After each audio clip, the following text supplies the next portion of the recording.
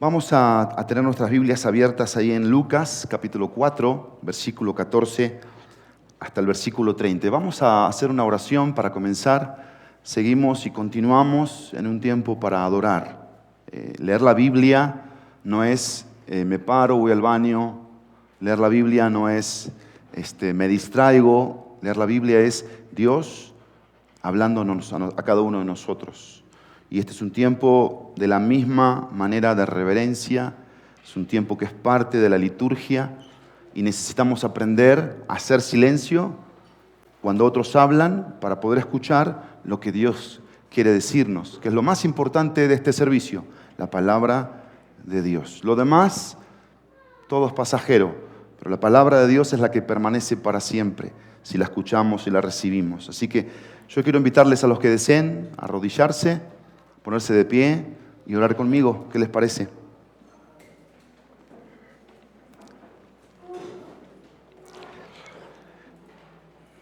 Padre nuestro, gracias por poder abrir tu palabra, para poder escuchar tu voz y el mensaje que tienes para cada uno de nosotros. Tu palabra te revela a ti y queremos ser puros para comunicar quién tú eres y el mensaje que hoy tienes para cada uno de nosotros. Que nuestros corazones estén como esas personas, fijos en ti. Miraban detenidamente a Jesús y estaban con la mirada puesta desde el corazón en Jesús. Así que tus palabras de gracia, Jesús, vengan a nosotros en esta mañana. En el precioso y poderoso nombre de Jesús. Amén y amén. Bien, tomen asiento. Gracias a todos. Hoy empezamos una serie. La serie se llama Emocionalmente Sano. La vamos a predicar los últimos domingos de cada mes. Hoy comienza, último domingo de septiembre. Se llama Emocionalmente Sano. Vamos a hablar de cómo sanar nuestras emociones. Todos tenemos emociones que están lastimadas. Todos hemos vivido ciertos impactos desde la niñez, adolescencia y aún en estos días. Y yo pensaba, ¿Dios me perdona todos los pecados? Sí. No hay un pecado que Dios no me perdone. Pero Dios no me puede librar de las consecuencias. No sé si sabías eso. Hoy lo vamos a recordar. Lo segundo, tenemos en la Biblia que Él es el médico. Y yo creo que Él es el médico de médicos. Él es el médico del alma, el que puede sanar verdaderamente. La pregunta es, ¿Él ha sanado a través de la salvación mis emociones? Sí. ¿Y entonces por qué me sigo enojando? ¿Y entonces por qué me desilusiono? ¿Y entonces por qué tengo nostalgia?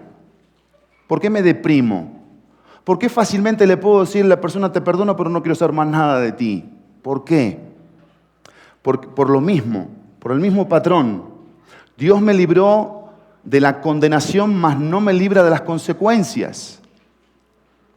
Y en este caso, las emociones que fueron heridas por diferentes razones, injustificadas, no hay ninguna herida que se justifica, haya quien la haya hecho. Pero Dios en la cruz, la figura de la cruz significa que Él la perdona, que Él la limpia. Pensemos en el alma, tu alma y mi alma. ¿Sabes que la Biblia habla mucho del alma? Solo en un libro, habla más de 100 veces de la palabra alma. Y miren a este hombre cómo expresaba el sentir de su alma. El Salmo 25, versículo 16. Salmo 25, está el rey David diciendo lo siguiente, hablando del alma, de cómo se sentía. Le decía esto a Dios en una oración, mírame y ten misericordia de mí, porque estoy solo y afligido. ¿Un rey solo? Imposible. ¿Pero cómo se sentía? Solo. ¿Y esa soledad qué le generaba? Aflicción, una aflicción interna. Versículo 17, las angustias de mi corazón se han aumentado. Es decir, que las angustias que él tenía internamente no se quedaban ahí, traían otras angustias. Y quizás eso puede ser tu cuadro y mi cuadro en esta mañana. Estoy angustiado, pero no por una cosa, sino por muchas. Y hay más cosas todavía que me pueden seguir angustiando. Dice el versículo, sácame de mis congojas. Y el versículo 22 dice, redime, oh Dios, a Israel de todas sus angustias. Así termina el Salmo el rey David hablando de su alma. ¿Cómo estaba su alma? El Salmo 143, en el mismo libro, Salmo 143, versículo 4 dice, y mi espíritu se angustió dentro de mí, está desolado mi corazón. Esta era la conclusión de este salmista. Un espíritu angustiado. Y dice el texto, está desolado mi corazón. ¿Has vivido esto alguna vez? ¿Sentirte desolada o desolado? Sin saber qué hacer, sin con quién contar verdaderamente, con ausencia de paz, con intranquilidad. Ahora, si yo te preguntara en esta mañana, ¿qué es lo que enferma el corazón? ¿Qué es lo que realmente generan las heridas del alma? ¿Qué pensarías? Sin darme una respuesta. ¿Cuál sería tu pensamiento? Si tú dijeras, bueno, tengo que ir al médico, pero voy al médico, ¿por qué voy al médico? Porque me enfermé. ¿Y por qué me enfermé? ¿De qué me enfermé? ¿Qué generó esa enfermedad? ¿Por qué llegué a estar en un consultorio médico esperando que me atiendan y que me cobren un montón y que me den un montón de medicinas que son paliativos, no son curativos, que distraen la enfermedad, atontan la enfermedad, mas no la curan, no llegan a la causa de raíz? ¿Pero por qué llegué hasta ahí? Déjame leerte algunas cosas mientras tú vas pensando conmigo si estamos de acuerdo con Dios. Porque tú y yo nos vamos a poner de acuerdo con Dios en esta mañana. Yo no tengo la verdad la tiene Él. Yo también estoy herido como tú. Yo también necesito sanar muchas heridas en mi alma y en mi corazón. Déjame leerte algunos textos. Isaías capítulo 1, Isaías, el profeta Isaías, va a describir el interior del pueblo. Versículo 4 al versículo 6. Y vean lo que dice aquí. Dios, de la parte interna, dice, versículo 4 al versículo 6. Oh gente pecadora, pueblo cargado de maldad, generación de malignos, hijos depravados, dejaron a Jehová, provocaron a ira al Santo de Israel, se volvieron atrás. Versículo 5. ¿Por qué querréis ser castigados aún? ¿Todavía os rebelaréis? Toda cabeza está enferma y todo corazón doliente. Este era un texto que a veces nosotros dedicábamos a algunos compañeros en el instituto bíblico, al cerrar la cartita, lo que le escribíamos, y le decíamos así: desde la planta del pie hasta la cabeza no hay en él cosa sana, sino herida, hinchazón y podrida llaga. Dice, no están curadas, ni vendadas, ni suavizadas con aceite. Y cuando lo leía tu compañero decía, qué buena onda, qué lindo versículo, me animas mucho con esto. Era cotorreo. Pero hoy lo leo y esto no es cotorreo. Esta es la descripción de nuestro interior. Es la descripción de nuestro interior. El Salmo 83, versículo 3, Salmo 83, 3. Volvemos a David aquí, en el Salmo 83, versículo 3. Dice, contra tu pueblo, 88, 3. 88.3 dice, porque mi alma está hastiada de males y mi vida cercana al Seol. Vean lo que expresa del alma. Vean lo que dice del alma. Hastiada de males. Esto es una expresión de desesperación. Desesperación. Hastiada de males. El círculo vicioso no fue sacado por psicólogos ni por psiquiatras, sino está en la Biblia. La Biblia dice cuál es nuestro círculo vicioso y nos quiere llevar a que nos pongamos nosotros de acuerdo con el que va a poder romper ese círculo vicioso de egoísmo, de envidia, ese círculo vicioso de rencor, de falta de perdón, de no saber perdonar. Mi vida está cercana al Seol. El Seol es una figura de un lugar de condenación, porque la paga del pecado nos lleva a un lugar de condenación. Esa es la realidad. Y como vimos, Dios nos perdona los pecados, gloria a su nombre, pero no nos libra de las consecuencias. Dios nos ama, nos sana las heridas, sí, eso es una realidad y vamos a verlo hoy. Pero hay heridas en nuestra alma que no han sido todavía curadas y todavía la mala noticia es que nosotros seguimos siendo pecadores. La naturaleza pecaminosa sigue estando presente y si tú y yo no tenemos una relación continua, constante, comprometida con el Hijo de Dios en un andar diario y continuo, ¿qué crees? Te tengo una mala noticia. Las malas emociones te van a tener. Porque hay un punto aquí. Yo tengo emociones. El punto es que las emociones no me tengan a mí. Que no me tengan a mí. Somos seres emocionales. Dios nos creó a su imagen y semejanza. Dios tiene emociones. La diferencia de Dios es que es 3 veces santo. Y sus emociones son todas buenas. Son todas santas.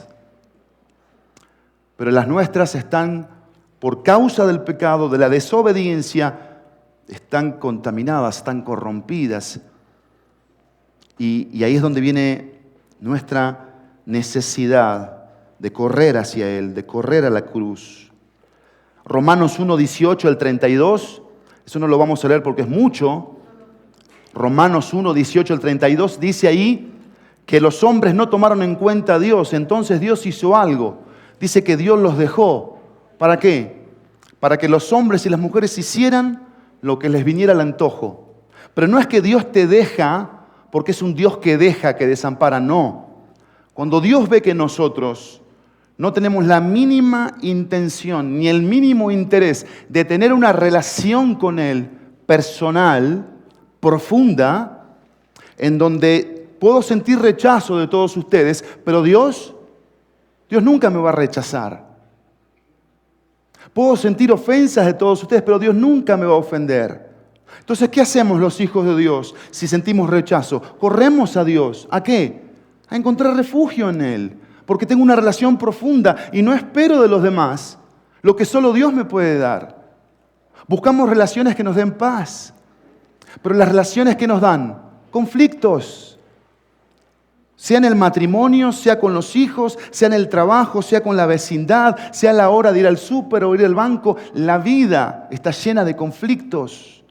Pero Dios es un Dios de paz. Y entonces, ¿por qué tengo conflictos? Porque no tengo una relación profunda con Dios. No tengo una relación profunda con Dios. Tengo un Dios de pose, pero no tengo un Dios de proceso,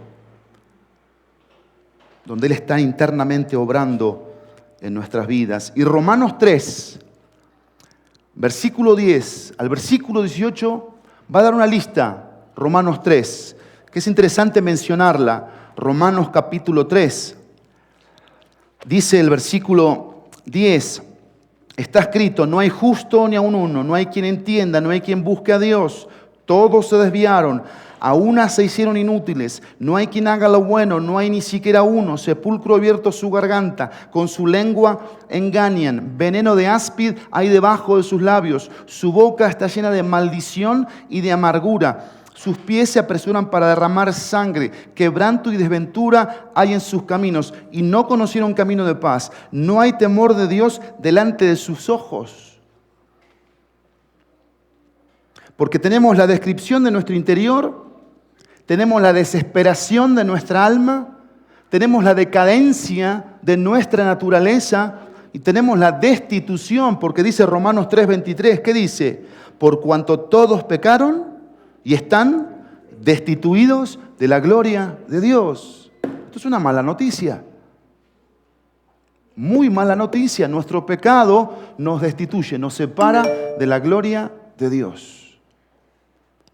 Y estar destituido de la gloria de Dios significa que si yo me muero hoy sin arreglar mis cuentas con Dios, no tengo paz para con Dios.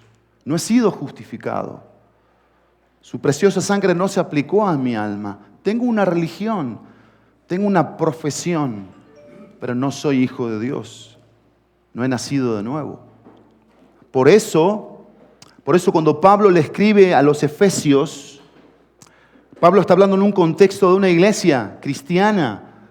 Y Pablo dice en el versículo 17, dice que ellos estaban cauterizados en su mente. Estaban entenebrecidos de acá y de acá. ¿Por qué? Porque estaban ajenos de la vida de Dios. Por la ignorancia que en ellos hay, por la dureza de su corazón. Y dice el texto en Efesios, los cuales después que perdieron toda sensibilidad, se entregaron con avidez para cometer toda clase de males. Y habla de inmoralidades, habla de lujurias, etc. Pero le está hablando a una iglesia cristiana, donde se suponía que estaban profesando que Cristo era su Salvador.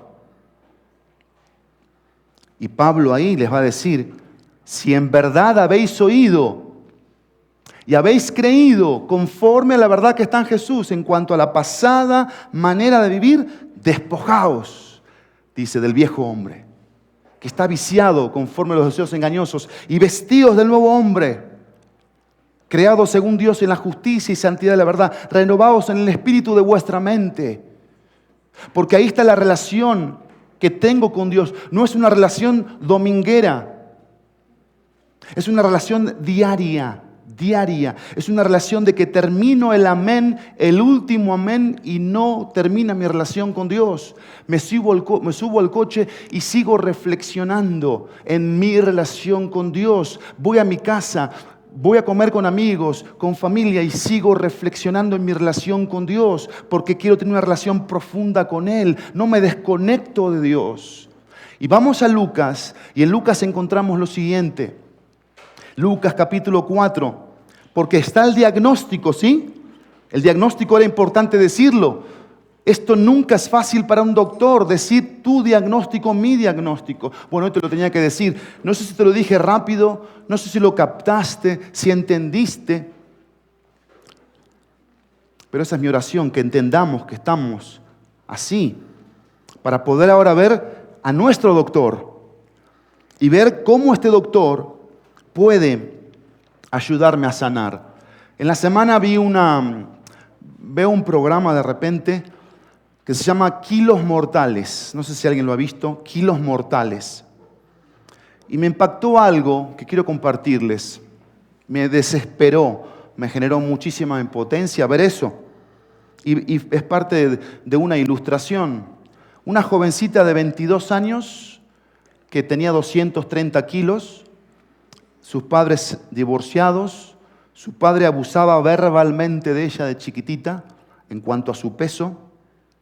Y ella cayó con un doctor que está en Houston, que es famoso, que opera a personas con extrema obesidad para poderles ayudar en la parte de física, etc. Pero ella llevaba un año asistiendo con él, pero fueron narrando cada 2 meses la película, ¿no? Y la misma se repetía cada 2 meses. Ella llegaba al consultorio y en vez de bajar de peso, por unos ejercicios que él le daba, por una dieta que él le daba, ella aumentaba de peso. Y él le decía, bueno, ¿por qué no bajaste de peso? Es que perdí la dieta, perdí los ejercicios. Vivía sola, vivió en un momento con un muchacho. Bueno, te voy a volver a dar los ejercicios y la dieta. Se iba, pasaban 2 meses, volvía, se ponía en la balanza y la balanza anunciaba que había subido 20, 30 kilos más. Y pasaron así los meses, y él le iba diciendo, no vas a llegar ni a los 30 años, porque con la condición física en la que estás hoy, por tu obesidad, no vas a llegar ni a los 30 años. Déjame ayudarte, le dijo el doctor. Te voy a mandar con un psicólogo y vas a empezar a tener unas entrevistas. Te quiero pedir que te vengas. Ella vivía en otro estado de los Estados Unidos y le pidió que se fuera a vivir a Houston. Se fue a vivir a Houston, vivía en un hotel, sola. El hotel tenía desayuno, comida y cena buffet. Bueno, salía del cuarto en sus tiempos de ocio, imagínense el peso, a los refris y a todo lo que tenía ahí. Llegaba a la cita con el doctor y subía de peso. Ya fuiste con el psicólogo y eso fue lo que más me impactó la atención. Porque el psicólogo le dijo, bueno, platícame de tu vida, le dijo. Platícame de tu vida. Y él le cuenta que sus padres estaban divorciados, que su mamá no vivía con ella. Y después de que ella le cuenta esto, el psicólogo le dice, ¿ya te sientes mejor? Sí, dice ella, tengo antojo de comerme una pizza. Unas ganas de comerme una pizza bárbara. Bueno, ya con esto que dijiste ahora te vas a sentir mejor, le dice el psicólogo. Y le dio las buenas tardes y se fue. Eso a mí me hizo pensar, reflexionar. No sé si tú estás reflexionando conmigo. Yo no estoy para juzgar a nadie. Yo no estoy juzgando ni a los psicólogos, ni a los psiquiatras, ni al doctor de Houston. No. Pero sí estoy para juzgar el hecho, el alma, y por qué tenemos ciertos patrones que no cambian. ¿Por qué no cambiaba esta muchacha? ¿Por qué no dejaba de comer? ¿Se puede dejar de comer si tengo un problema de salud? ¿Puedo tener dominio propio? Yo conozco un pastor en los Estados Unidos que tenía el mismo problema y alguien le dijo, te falta carácter, no tienes carácter. Y le habló del dominio propio. Bueno, bajó todos los kilos que tenía que bajar con dominio propio. Porque el problema es interno, no es externo. Y se buscan soluciones externas y no se llega a la parte interna. Jesús es el especialista en los interiores. Quizás tú hoy no sufres de obesidad. Quizás tu problema no es la obesidad, pero tu problema es que eres mecha corta. Que en no 5 minutos, en 1 minuto, a una provocación reaccionas con ira. Y los que están al lado tuyo dicen, ¿y a esta qué le pasó? ¿Qué sucedió acá? Y luego sacas la mala palabra, el insulto, la ofensa, la herida. Quizás somos vengativos. O quizás somos de aquellos que afuera de nuestra casa somos los más buenos. Llegamos a la casa y se acabó la bondad. Me desquito con mi esposa, me desquito con mis hijos. Ahí no hay bondad, ahí no hay mansedumbre, ahí no hay paciencia. Bueno, el pasaje de Lucas capítulo 4, versículo 14 hasta el versículo 30 es espectacular. A mí me llamó mucho la atención. Y en estos pocos minutos que tengo quiero llamar tu atención porque ha sido medicina para mi alma este pasaje. Medicina.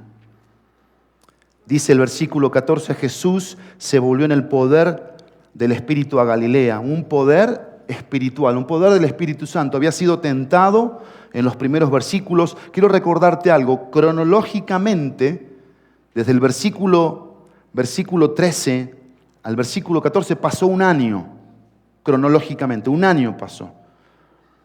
Pero lo interesante aquí es cómo Jesús estaba. ¿Y qué era lo que a Jesús lo dominaba? Dice que estaba en el poder del Espíritu.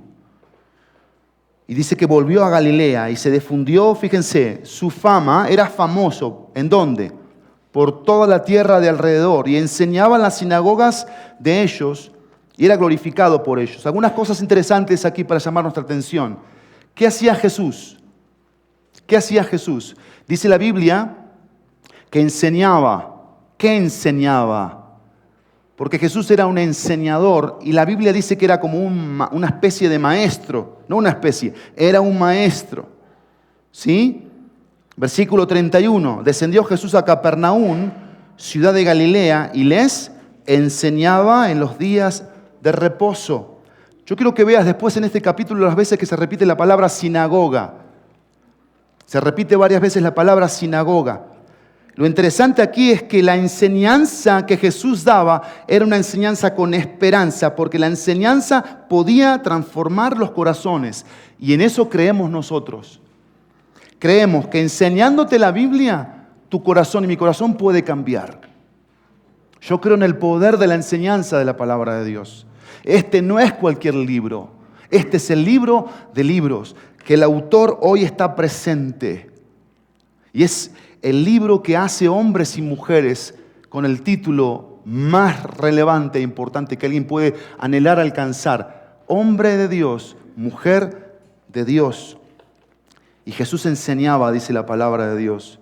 Pero la enseñanza de Jesús no era una enseñanza basada en palabras. La enseñanza de Jesús tenía un cualificativo. Era una enseñanza basada en las señales. Las señales de Jesús, los prodigios que Jesús hacía, los milagros que Jesús hacía, respaldaban su enseñanza. Mostraban a sus oyentes que no eran palabras de un palabrero, sino eran palabras verdaderamente poderosas porque venían acompañadas de las señales. Pero vean lo que dice el texto. El 14 dice, se difundió su fama. Y en el 15, ¿qué dice? Y era glorificado por todos. ¿Sabes que esta palabra glorificado es la misma palabra de doxología? Y una doxología es una alabanza, es un cántico que se da a alguien por algo, por un reconocimiento. Y eso es lo que estaban haciendo ellos aquí. Estaban alabando a Dios, estaban exaltando a Dios, en este caso a Jesucristo, por lo que era Jesucristo, por lo que hacía Jesucristo. Versículo 16. Dice el texto del versículo 16. Vino a Nazaret, donde se había criado, por eso le llamamos Jesús de Nazaret, ¿no? Donde se había criado. Dice, y en el día de reposo entró en la sinagoga, conforme a su costumbre, y se levantó a leer. Quiero llamar tu atención aquí en algo. Esto quiero llamar tu atención. Vean la costumbre de Jesús. ¿A qué estaba acostumbrado Jesús? ¿Qué dice aquí? A ir a la sinagoga. En la sinagoga leían Deuteronomio 6, 4, 9, como introducción, Deuteronomio 11, 19 al 32, como leímos hoy. Y después se les daba un pasaje del Antiguo Testamento, comúnmente era el profeta Isaías, y se leía. Y luego se daba un sermón en la sinagoga. Tenían que haber 10 hombres judíos con cierto prestigio para que se formara una sinagoga. Y lo interesante aquí es la costumbre de Jesús. Jesús se acostumbraba a ir a una sinagoga. ¿A qué? O a escuchar en su tiempo, o en este caso, a leer y a participar dando un sermón de la palabra de Dios. Vean la enseñanza de Jesús para nosotros. Porque Jesús, recuerden, ¿qué tenía Jesús? Seguidores. ¿Y qué veían los seguidores? ¿A qué cosas le daba importancia a Jesús? Bueno, Jesús se reunía los días de reposo, que eran los días sábados. Hoy, nuestro día de reposo es el día domingo. Para dos cosas, mira, dos cosas. El día de reposo implicaba descanso, pero también implicaba devoción. Descanso y devoción. Y eso es algo que tú y yo nunca debemos perder en el día de nuestro reposo, que es hoy. Descansar de nuestras obras, 6 días. Descansar, mental, emocional, físicamente. Y tener una devoción, congregándonos como pueblo de Dios para adorar, alabar, recibir, entregar al Señor lo que a Él le corresponde. Por eso la importancia de reunirse. Esto no es un invento pastoral, no es una exhortación de membresía. Vas a perder la membresía si faltas 3 domingos. No, pero yo sí creo que te enfrías. Yo sí creo que pierdes devoción. Yo sí creo que pierdes el sentido de identidad. Porque Dios no fundó una iglesia, no la instituyó para que sea un museo de santos, donde uno es mejor que el otro. No. Eso cada uno sabrá delante de Dios y es para la gloria de Dios. Esto es un hospital de pecadores. La iglesia es un hospital de pecadores. Y somos pecadores no porque practicamos el pecado, sino porque la naturaleza pecaminosa está presente. Mi egoísmo sigue estando presente. Mi envidia sigue estando presente. Mi inseguridad sigue estando presente. Sigo siendo inseguro. ¿Qué necesito? Correr a Dios. Correr a lo que Él me provee. Él me provee a Cristo. Él me provee su palabra. Me provee el Espíritu Santo. Me provee una familia. La familia de Dios. El cuerpo de Cristo. La iglesia. ¿Para qué? Para que juntos nos sanemos en amor, en gracia, en paz. Y esto es lo que estaba haciendo Jesús aquí, reuniéndose. Dice que se levantó a leer, versículo 7, y se le dio el libro del profeta Isaías, y habiendo abierto el libro, halló el lugar donde estaba escrito. Se paró y empezó a leer la palabra de Dios. ¿Qué leyó? Isaías 61, 1 y 2, la parte A. La parte B no la leyó. Vean lo que dice. El Espíritu del Señor está sobre mí. Un Espíritu del Señor que lo estaba dotando con dones, con capacidades, con carácter a Jesús. ¿Para qué? Para que a Jesús no le faltara nada para poder ministrar a los que estaban en necesidad. Dice, está sobre mí. Esa cobertura del Espíritu del Señor, ¿para qué? Para poder ministrar, para poder edificar, para poder decir cosas que a los oídos al principio les parecían ¿qué? Palabras de gracia. Después, ¿qué les parecieron? Palabras horrendas. ¿No? Al principio todo bien, pero cuando les cantó su verdad, se armó la podrida, como decimos. ¿Sí o no? El Espíritu del Señor está sobre mí. Vean lo que sigue. Por cuanto me ha ungido. La unción que viene de Dios, una capacitación de Dios para, dice el texto, dar buenas nuevas a los pobres. Presten atención a esto. No está hablando de pobreza material. De aquí se ha sacado una teología de la liberación, de la prosperidad, que tú ven a Jesús y Jesús te va a sacar de la pobreza. No está hablando aquí el texto de eso. Acuérdense que los judíos buscaban un Mesías que los sacara de los problemas. ¿Te suena conocido esto? Buscaban una persona como que políticamente con poder, con una capacidad de poner las cosas en su lugar. Pero Jesús no vino a poner las cosas externas en su lugar, sino las cosas internas en su lugar. Pregunta del $1.000.000. ¿Ha cambiado la situación hoy, después de miles de años? No, seguimos pensando en Jesús de la misma forma. De forma externa, me acuerdo de ti cuando alguien nace. Me acuerdo de ti cuando alguien se bautiza. Me acuerdo de ti cuando alguien se casa y me acuerdo de ti cuando alguien muere. Ay, Dios mío, cuando tengo problemas. Y Jesús aquí está diciendo que vino a dar buenas nuevas. Buenas nuevas es la salvación, el mensaje de salvación, el buen mensaje que salva a las personas, que les da lo que las personas necesitan internamente.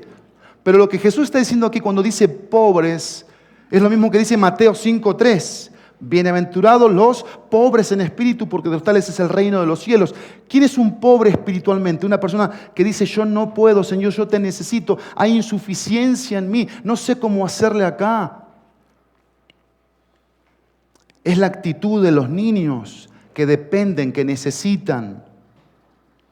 Los pobres en espíritu. Y acá estaba dando, con todo el respeto, le estaba dando en la torre a los autosuficientes, a los orgullosos, porque un orgulloso no reconoce que necesita todo el tiempo, todos los días, a cada segundo de Dios.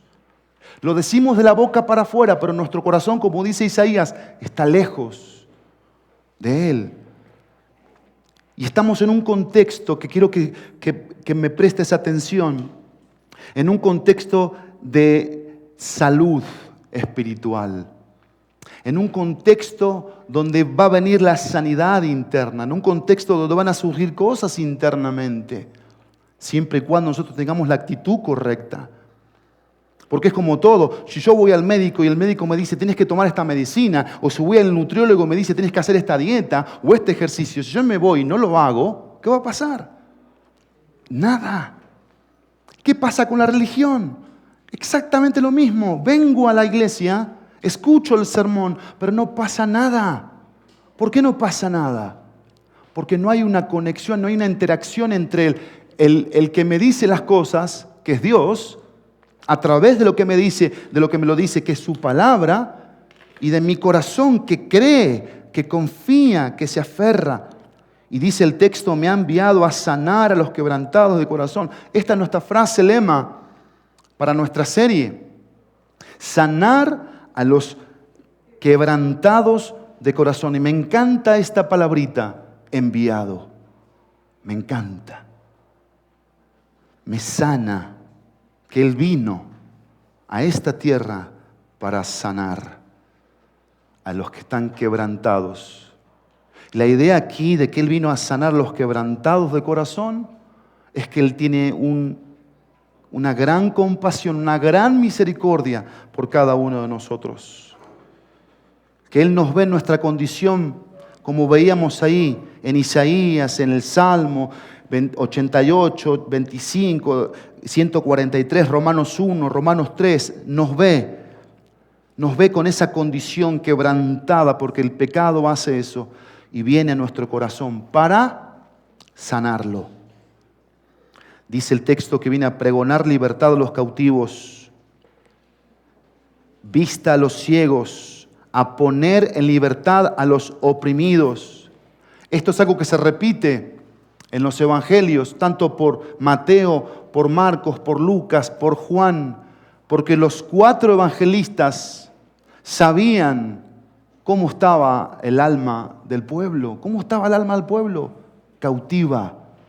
¿Cómo estaba el alma del pueblo? Oprimida. ¿Por qué estaba oprimida? Sí, por cosas externas, pero más por cosas internas. Y Jesús estaba ahí estaba Jesús, diciéndoles esto, leyéndoselos. Dice el versículo 19, a predicar el año agradable del Señor. A predicar el año agradable del Señor. ¿Qué era esto, el año agradable del Señor? Los judíos tenían cada 7 años un año sabático. 6 años trabajaban y el 7º año era el año sabático. En ese año sabático todo mundo descansaba. Desde el más patrón hasta el más esclavo descansaban un año. Eso lo hacían cada 7 años. Y al año 49 le llamaban el año del jubileo. ¿Qué pasaba en el año del jubileo para los judíos? Las deudas eran perdonadas, todas las deudas. Los esclavos eran libertados, todos los esclavos. Los dueños que habían perdido propiedades las volvían a recuperar. Y ahí se generaba una sociedad equilibrada, donde el rico no oprimía al pobre y el pobre tenía libertad de poder salir adelante. Y eso le llamaban los judíos el año del jubileo, o, como se traduce aquí, el año agradable del Señor. Ahora, yo no soy judío, tú tampoco, pero sin embargo aquí hay una aplicación espiritual, porque bíblicamente y prácticamente aquí está comenzando el año de gracia para nosotros al llegar Jesús a esta tierra. El punto aquí es este. Mi punto y tu punto es este. Yo todos los días vivo el año del jubileo. Todos los días. Todos los días tengo perdón de pecados, libertad, limpieza del corazón, sanidad del alma. Todos los días. ¿Sabes por qué? Porque Jesús está presente. ¿Vives eso? ¿Estás viviendo el año agradable del Señor? ¿El año del jubileo donde te sientes libre o te sientes esclavo? ¿Te sabes sano? Hoy estás enfermo. No te preocupes. Jesús está aquí. Jesús está aquí, Él puede sanarte. Versículo 20, y enrollando el libro lo dio al ministro y se sentó. Y vean esto que es importante aquí. Y los ojos de todos en la sinagoga estaban fijos en él. Matthew Henry dice algo extraordinario de esto. Porque dice esto Matthew Henry, que los ojos hablan del corazón y el corazón hablan de los ojos. Y cuando aquí la Biblia dice que los ojos estaban fijos en Jesús, habla de que el corazón estaba fijo en la persona de Jesús. Y es importante esta parte de los ojos puestos en el que habla, en el que lee la palabra de Dios, en el que da el mensaje, el sermón, los ojos puestos.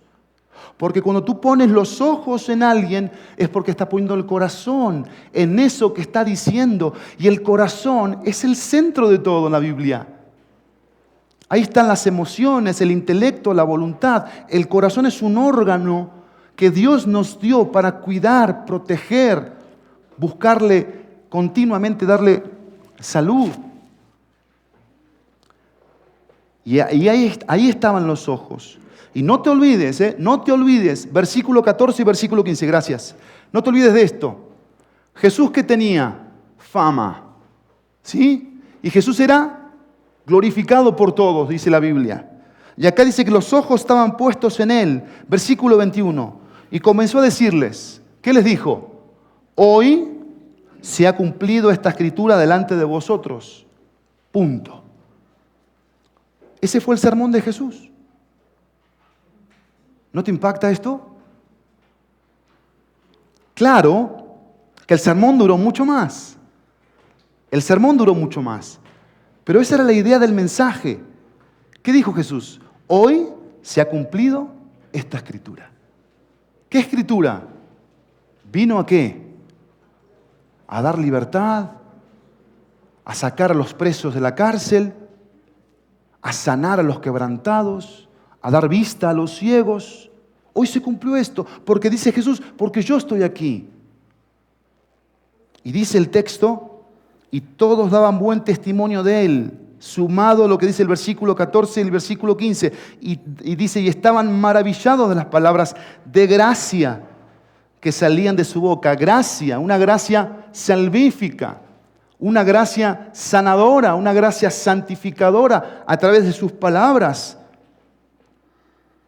Pero termina el versículo 21 con una pregunta. ¿Qué dice la pregunta? ¿No es este hijo de José? Y ahí ya empiezas a notar que realmente no estaban creyendo. Estaban asombrados, mas no convencidos. Y eso puede pasarnos hoy. Nos encanta el asombro, ¿sí o no? Nos encantan que ocurran cosas externas. Pero acá estaba hablando de algo interno. No pasajero, sino algo que perdurara. Versículo 23, Él les dijo, Jesús le decía a las personas lo que las personas estaban pensando o sintiendo. ¿Qué estaban pensando o sintiendo? Versículo 23, sin duda me diréis este refrán. ¿Cuál es el refrán? Médico, cúrate a ti mismo. De estas cosas que hemos oído que se han hecho en Capernaum, haz también aquí en tu tierra. Y ahí sacaron el cobre. ¿Por qué? ¿Por qué? ¿Qué querían? Que se curaran las personas, que se sanaran las personas, que vinieran a darle solución momentánea, pasajera. Jesús, nos interesa esto de ti, pero tú no nos interesa, Jesús. ¿Saben lo que estaba viendo aquí, amados míos y amadas mías? Desprecio, rechazo a la persona de Jesús. Y quiero que entiendas esto en esta mañana, porque estamos hablando de la salud del alma, de los problemas emocionales. Aquí está causa de raíz para nosotros como su pueblo. Y quizás si hoy no te sientes parte de su pueblo, anhelamos que te sientas parte. Y quizás ahí está el problema, porque sí sabemos que Jesús existe, sabemos que es realidad, sabemos que Él vino, que vivió, etc. Pero cuando nosotros nos sinceramos de todo corazón delante de Él, Él no nos satisface completamente a nosotros. Él no es lo único que necesitamos. Por eso corremos al mundo. Por eso las modas nos atraen. Por eso cuando tengo un problema emocional, yo quiero encontrar satisfacción en lo que yo creo que necesito, no en lo que Jesús sabe que necesito y puede dármelo, pero bajo su manera, no bajo la mía. Y por eso hay problemas emocionales.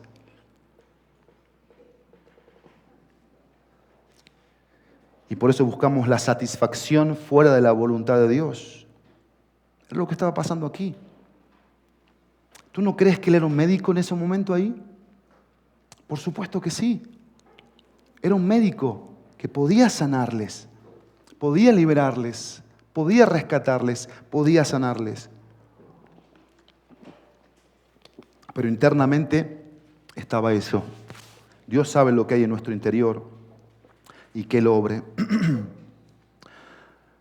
Es interesante los lugares: Galilea, Nazaret, Capernaum. ¿Qué pasó en Galilea?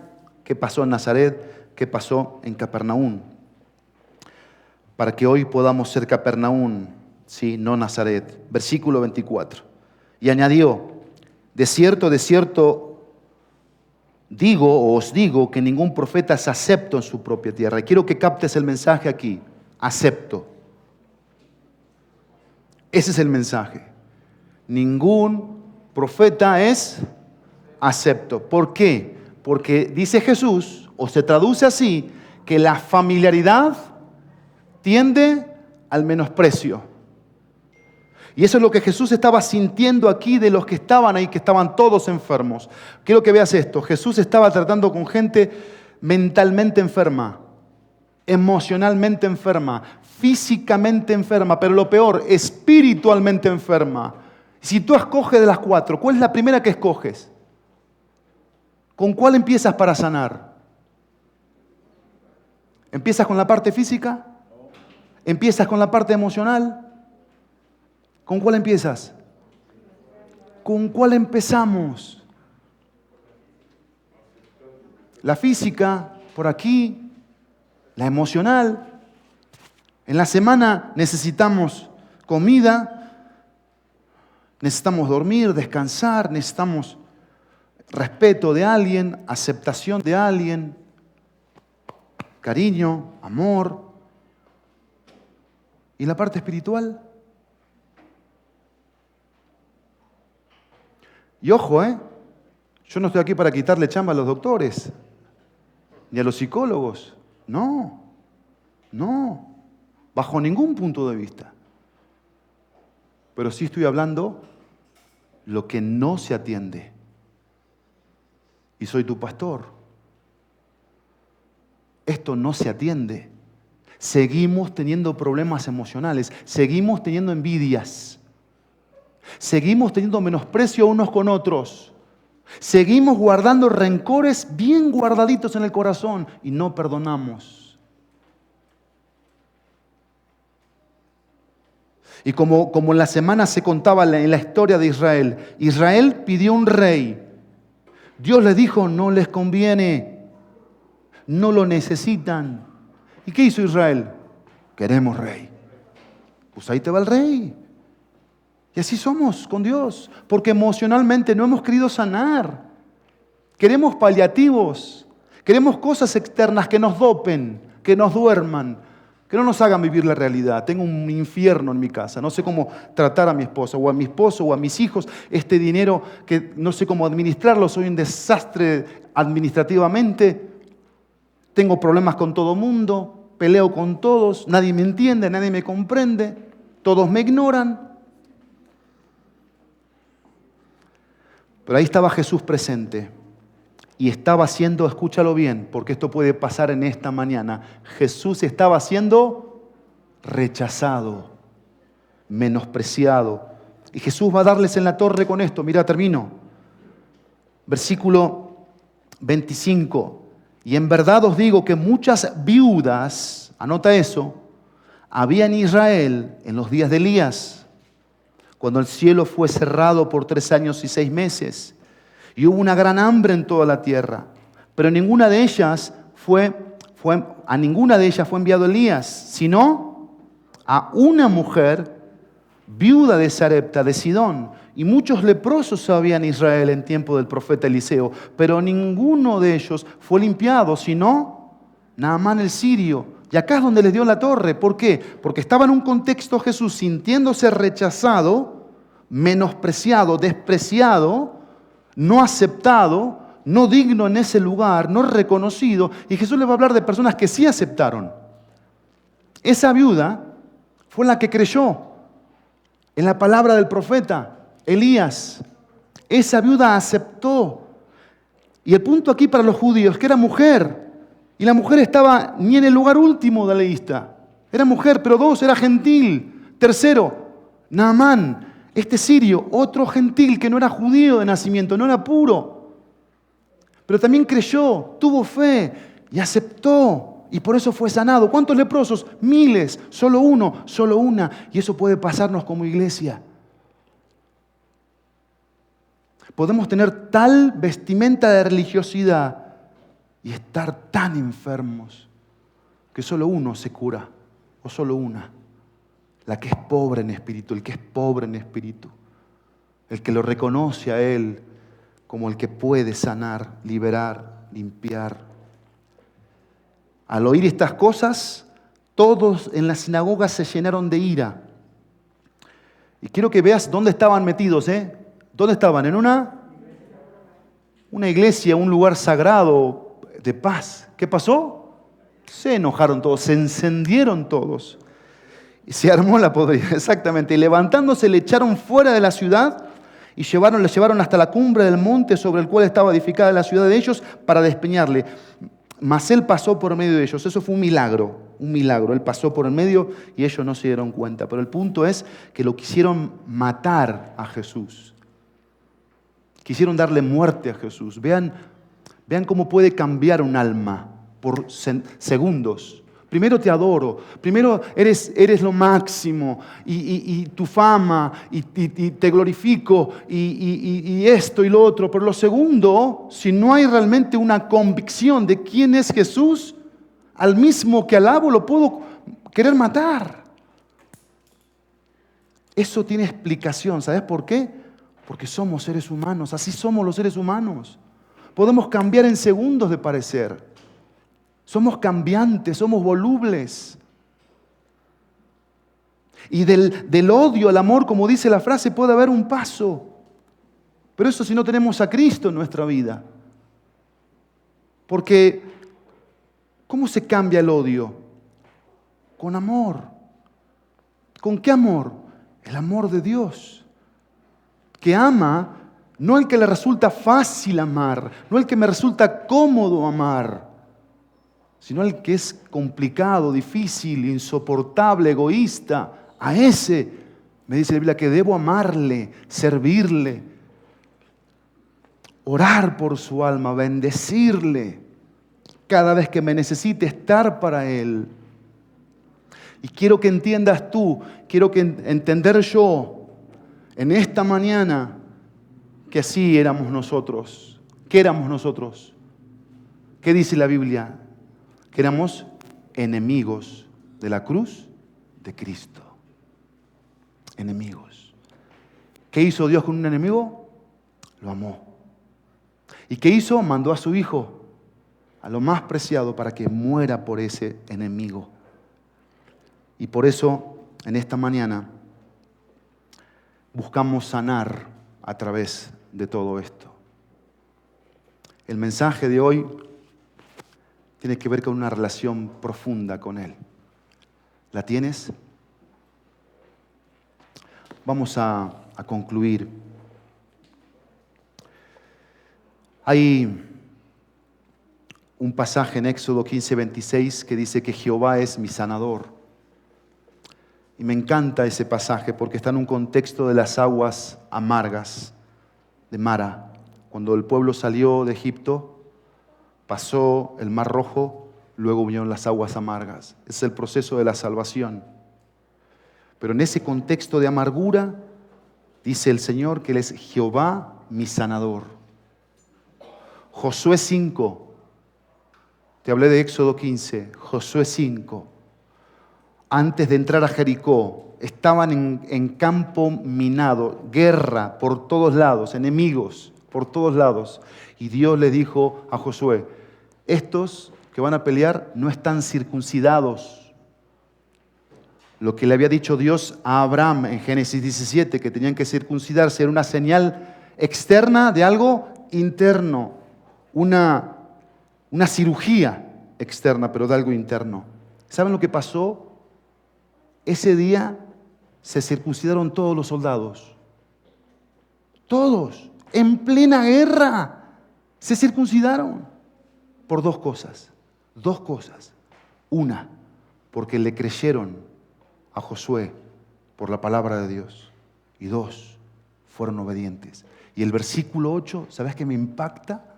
porque dice que se quedaron ahí hasta que se sanaron. 5:8. O sea, pasó tiempo. Los enemigos podían atacarle, pero lo importante que era la fe y la obediencia. Y se sanaron. El último ejemplo, Pablo, Hechos 26. Hechos 26, versículo 16 al versículo 18. Esto sí lo quiero leer textualmente. Hechos 26, 16 al 18. Nuevamente Pablo relata la conversión, su conversión, cómo se convirtió a Cristo. Todos sabemos la vida del apóstol Pablo. El que era Saulo, después se convirtió en Pablo. El que era perseguidor y mataba, después era perseguido y daba vida. Se la pasaba en la cárcel. Un hombre que emocionalmente sanó mucho. Versículo 16, pero levántate y ponte sobre tus pies, porque para esto he aparecido a ti, para ponerte por ministro, le dice Dios, y testigo de las cosas que has visto. Testigo. Ahí hay poder en el testimonio de lo que has visto y de aquellas cosas en que me apareceré a ti, porque eso es lo que hace Dios. Viene a mi vida y se revela a mi vida como lo que es. Dios poderoso, majestuoso, que todo lo puede. Y si me pide algo que es difícil es porque se puede, si no, no me lo pide.